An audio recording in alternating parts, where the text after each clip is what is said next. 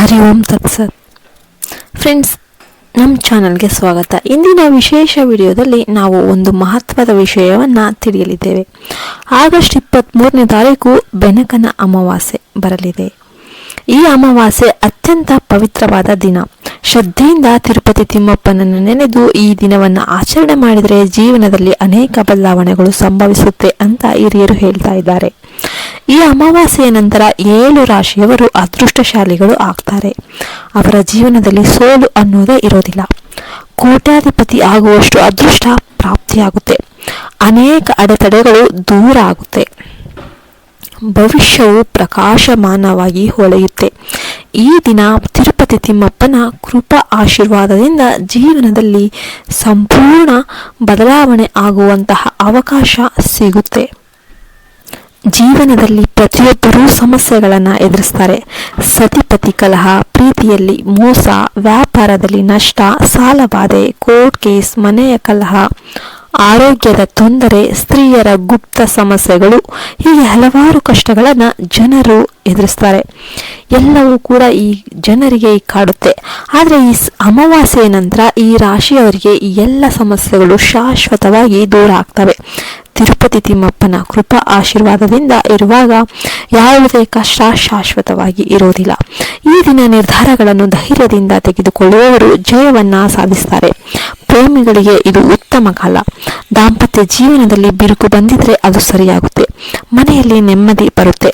ವ್ಯಾಪಾರದಲ್ಲಿ ಮುಂದುಗ್ಗುವ ಅವಕಾಶ ಬಂದ್ಬಿಡುತ್ತೆ. ಉದ್ಯೋಗದಲ್ಲಿ ಹೊಸ ಅವಕಾಶ ದೊರೆಯುತ್ತೆ. ತಂದೆಯ ವಿಷಯದಲ್ಲಿ ನೆಮ್ಮದಿ ಬರುತ್ತೆ. ಮನೆಯ ಕೆಲಸಗಾರರಿಗೆ ಗೌರವ ಕೊಡುವುದು ತುಂಬಾ ಮುಖ್ಯ. ಅವರ ಪರಿಶ್ರಮವನ್ನ ಮೆಚ್ಚಿಕೊಳ್ಳಬೇಕು. ಎಲ್ಲರೊಂದಿಗೂ ಬೆರೆತು ನಡೆದು ಸಹಕಾರ ಪಡೆಯಬೇಕು. ಆಸ್ತಿ ಖರೀದಿಯಲ್ಲಿ ಲಾಭ ಸಿಗುತ್ತೆ. ಬರಹಗಾರರಿಗೆ ಪ್ರಶಂಸೆ ದೊರೆಯುತ್ತೆ. ವಿದ್ಯಾರ್ಥಿಗಳಿಗೆ ಸಾಧಾರಣದಿಂದ ಉತ್ತಮ ಫಲಿತಾಂಶ ದೊರೆಯುತ್ತೆ. ಕೃಷಿಯಲ್ಲಿ ಹೆಚ್ಚು ಲಾಭ ದೊರೆಯುತ್ತೆ. ಆಭರಣ ವ್ಯಾಪಾರಿಗಳು, ಎಲೆಕ್ಟ್ರಾನಿಕ್ಸ್ ಕ್ಷೇತ್ರದವರು, ಆಮದು ರಫ್ತು ವ್ಯವಹಾರ ಮಾಡುವವರಿಗೆ ದೊಡ್ಡ ಲಾಭ ಸಿಗುತ್ತೆ. ರಾಜಕೀಯ ಪ್ರವೇಶ ಯಾರು ಬಯಸ್ತಾ ಇದ್ದಾರೋ ಅವರಿಗೆ ಒಂದು ಉತ್ತಮ ಅವಕಾಶ ಅಂತಾನೆ ಹೇಳ್ಬೋದು. ಇನ್ನು ಸೈನ್ಯ ಪರೀಕ್ಷೆ ಯಾರು ಬರಿತಾ ಇದ್ದಾರೋ ಅವರಿಗೆ ಶುಭ ವಾರ್ತೆ ದೊರೆಯುತ್ತೆ. ವಿದೇಶಿ ವ್ಯವಹಾರ ಯಾರು ಮಾಡ್ತಾ ಇದ್ದಾರೋ ಅವರಿಗೆ ಅತಿ ಹೆಚ್ಚು ಲಾಭ ಸಿಗುತ್ತೆ. ಸಂಗಾತಿಯ ಆದಾಯದಲ್ಲಿ ಹೆಚ್ಚಳ ಆಗುತ್ತೆ. ಅನಿರೀಕ್ಷಿತ ಹಣದ ಪ್ರವೇಶ ಆಗುತ್ತೆ. ಹಿರಿಯರಿಂದ ಆಸ್ತಿ ದೊರೆಯುತ್ತೆ. ಆದರೆ ಕೆಲವು ಎಚ್ಚರಿಕೆಗಳನ್ನು ಪಾಲಿಸಬೇಕು.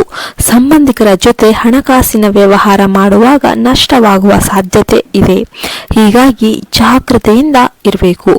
ರಾಜಕಾರಣಿಗಳಿಗೆ ಸ್ವಲ್ಪ ಹಿನ್ನಡೆ ಸಂಭವಿಸಬಹುದು. ಮಹಿಳೆಯರಲ್ಲಿ ಸ್ತ್ರೀ ರೋಗದ ಸಮಸ್ಯೆಗಳು ಎದುರಾಗಬಹುದು.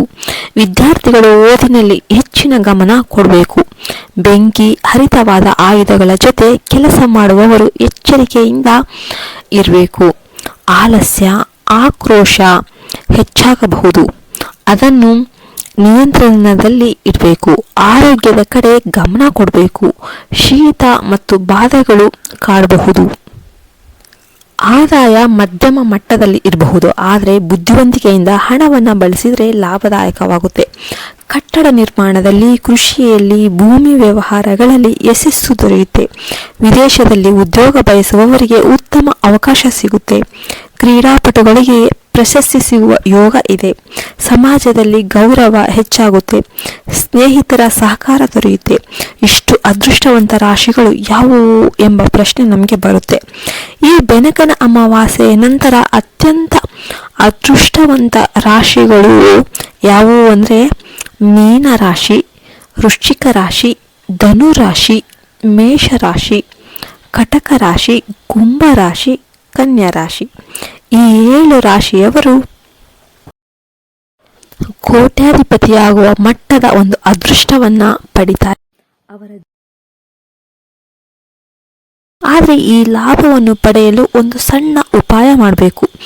ಭಕ್ತಿಯಿಂದ ತಿರುಪತಿ ತಿಮ್ಮಪ್ಪನನ್ನು ನೆನೆದು ಓಂ ತಿರುಪತಿ ತಿಮ್ಮಪ್ಪಾಯ ನಮಃ ಅಂತ ಕಮೆಂಟ್ ಮಾಡಿ. ಹೀಗೆ ಮಾಡಿದರೆ ದೇವರ ಕೃಪಾ ಆಶೀರ್ವಾದ ನಿಮ್ಮ ಜೀವನದಲ್ಲಿ ಖಂಡಿತವಾಗಿಯೂ ಹೆಚ್ಚಾಗುತ್ತೆ. ದಿನಾಲೂ ಬ್ರಾಹ್ಮಿ ಮುಹೂರ್ತದಲ್ಲಿ ಸ್ವಾಮಿಯ ಪ್ರಾರ್ಥನೆ ಮಾಡಿ. ಫ್ರೆಂಡ್ಸ್, ನಿಮ್ಮ ರಾಶಿ ಈ 7 ರಾಶಿಗಳಲ್ಲಿ ಯಾವುದು ಅಂತ ಕಮೆಂಟ್ ಮಾಡೋದನ್ನ ಮರಿಬೇಡಿ. ಇದರಲ್ಲಿ ನಿಮ್ಮದು ರಾಶಿ ಇಲ್ಲದೇ ಇದ್ರೂ ಪರವಾಗಿಲ್ಲ, ಚಿಂತೆ ಮಾಡಬೇಡಿ. ನಂಬಿಕೆಯೊಂದಿಗೆ ದೇವರನ್ನು ಪ್ರಾರ್ಥಿಸಿದರೆ ನಿಮ್ಮ ಜೀವನದಲ್ಲೂ ಕೂಡ ಪವಾಡಗಳು ನಡೆಯುತ್ತೆ. ದೇವರು ಅದೃಷ್ಟವನ್ನು ತಂದುಕೊಡ್ತಾರೆ, ಅದೃಷ್ಟ ಬಾಗಿಲು ತೆರೆದುಕೊಳ್ಳುತ್ತೆ. ದೈವ ಕೃಪೆಯು ಎಲ್ಲರಿಗೂ ದೊರೆಯುತ್ತೆ. ದೇವರ ಕೃಪೆ ಎಲ್ಲರಿಗೂ ಸಮಾನಾಗಿ ಹಂಚಲ್ಪಡುತ್ತೆ.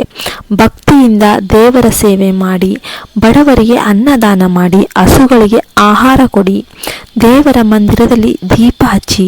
ಹೀಗೆ ಮಾಡಿದರೆ ನಿಮ್ಮ ಜೀವನದಲ್ಲಿ ಅದೃಷ್ಟವು ಹೆಚ್ಚಾಗುತ್ತೆ, ಕಷ್ಟಗಳು ದೂರ ಆಗುತ್ತೆ, ನೆಮ್ಮದಿ ದೊರೆಯುತ್ತೆ.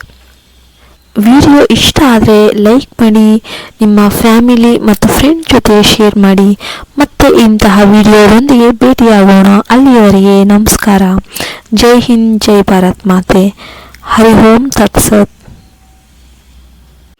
ಆಸ್ತಿ ಖರೀದಿಯಲ್ಲಿ ಲಾಭ ಸಿಗುತ್ತೆ. ಬರಹಗಾರರಿಗೆ ಪ್ರಶಂಸೆ ದೊರೆಯುತ್ತೆ. ವಿದ್ಯಾರ್ಥಿಗಳಿಗೆ ಸಾಧಾರಣದಿಂದ ಉತ್ತಮ ಫಲಿತಾಂಶ ದೊರೆಯುತ್ತೆ. ಕೃಷಿಯಲ್ಲಿ ಹೆಚ್ಚು ಲಾಭ ದೊರೆಯುತ್ತೆ. ಆಭರಣ ವ್ಯಾಪಾರಿಗಳು, ಎಲೆಕ್ಟ್ರಾನಿಕ್ಸ್ ಕ್ಷೇತ್ರದವರು, ಆಮದು ರಫ್ತು ವ್ಯವಹಾರ ಮಾಡುವವರಿಗೆ ದೊಡ್ಡ ಲಾಭ ಸಿಗುತ್ತೆ. ರಾಜಕೀಯ ಪ್ರವೇಶ ಯಾರು ಬಯಸ್ತಾ ಇದ್ದಾರೋ ಅವರಿಗೆ ಒಂದು ಉತ್ತಮ ಅವಕಾಶ ಅಂತಾನೆ ಹೇಳ್ಬೋದು. ಇನ್ನು ಸೈನ್ಯ ಪರೀಕ್ಷೆ ಯಾರು ಬರಿತಾ ಇದ್ದಾರೋ ಅವರಿಗೆ ಶುಭ ವಾರ್ತೆ ದೊರೆಯುತ್ತೆ. ವಿದೇಶಿ ವ್ಯವಹಾರ ಯಾರು ಮಾಡ್ತಾ ಇದ್ದಾರೋ ಅವರಿಗೆ ಅತಿ ಹೆಚ್ಚು ಲಾಭ ಸಿಗುತ್ತೆ. ಸಂಗಾತಿಯ ಆದಾಯದಲ್ಲಿ ಹೆಚ್ಚಳ ಆಗುತ್ತೆ. ಅನಿರೀಕ್ಷಿತ ಹಣದ ಪ್ರವೇಶ ಆಗುತ್ತೆ. ಹಿರಿಯರಿಂದ ಆಸ್ತಿ ದೊರೆಯುತ್ತೆ. ಆದರೆ ಕೆಲವು ಎಚ್ಚರಿಕೆಗಳನ್ನು ಪಾಲಿಸಬೇಕು. ಸಂಬಂಧಿಕರ ಜೊತೆ ಹಣಕಾಸಿನ ವ್ಯವಹಾರ ಮಾಡುವಾಗ ನಷ್ಟವಾಗುವ ಸಾಧ್ಯತೆ ಇದೆ. ಹೀಗಾಗಿ ಜಾಗೃತೆಯಿಂದ ಇರಬೇಕು. ರಾಜಕಾರಣಿಗಳಿಗೆ ಸ್ವಲ್ಪ ಹಿನ್ನಡೆ ಸಂಭವಿಸಬಹುದು.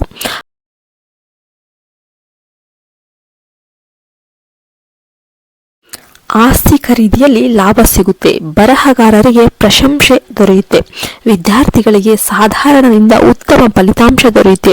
ಕೃಷಿಯಲ್ಲಿ ಹೆಚ್ಚು ಲಾಭ ದೊರೆಯುತ್ತೆ. ಆಭರಣ ವ್ಯಾಪಾರಿಗಳು, ಎಲೆಕ್ಟ್ರಾನಿಕ್ಸ್ ಕ್ಷೇತ್ರದವರು, ಆಮದು ರಫ್ತು ವ್ಯವಹಾರ ಮಾಡುವವರಿಗೆ ದೊಡ್ಡ ಲಾಭ ಸಿಗುತ್ತೆ. ರಾಜಕೀಯ ಪ್ರವೇಶ ಯಾರು ಬಯಸ್ತಾ ಇದ್ದಾರೋ ಅವರಿಗೆ ಒಂದು ಉತ್ತಮ ಅವಕಾಶ ಅಂತಾನೆ ಹೇಳ್ಬೋದು. ಇನ್ನು ಸೈನ್ಯ ಪರೀಕ್ಷೆ ಯಾರು ಬರಿತಾ ಇದ್ದಾರೋ ಅವರಿಗೆ ಶುಭ ವಾರ್ತೆ ದೊರೆಯುತ್ತೆ. ವಿದೇಶಿ ವ್ಯವಹಾರ ಯಾರು ಮಾಡ್ತಾ ಇದ್ದಾರೋ ಅವರಿಗೆ ಅತಿ ಹೆಚ್ಚು ಲಾಭ ಸಿಗುತ್ತೆ.